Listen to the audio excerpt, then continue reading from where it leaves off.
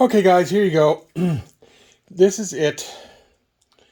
I'm going to get 10 tubs in here altogether. Um, there are, I can fit 2 more down there. And it's only on this because I didn't take it. I just set it on this. It's level, trust me. What I've done is I ran out of materials for right now, so 2 more. I'm going to put back heat down the back. It's going to run all the way down the back here. It's going to run down here, straight down the back for back heat instead of belly heat. If I would have made these gaps just a little bit smaller, I could have probably got 11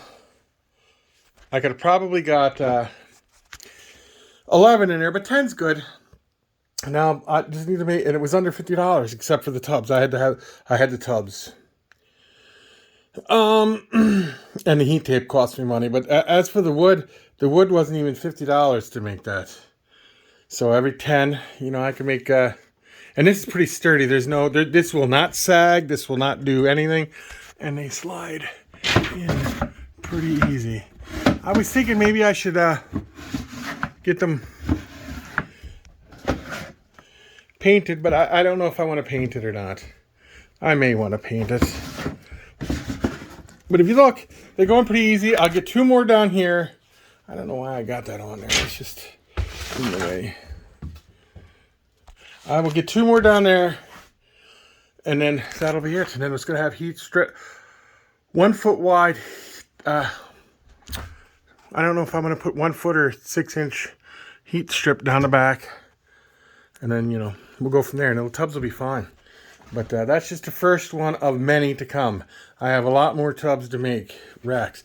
These are good for geckos, young ball pythons.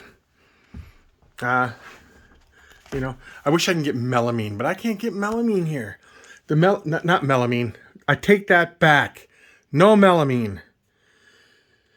Melamine gives off formaldehyde. What I was thinking is a PVC board, but I can't get it. I'd have to order a whole pallet of PVC board for them to bring it in here.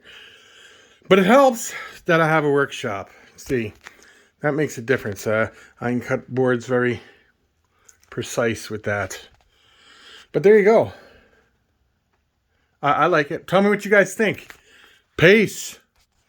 DA out.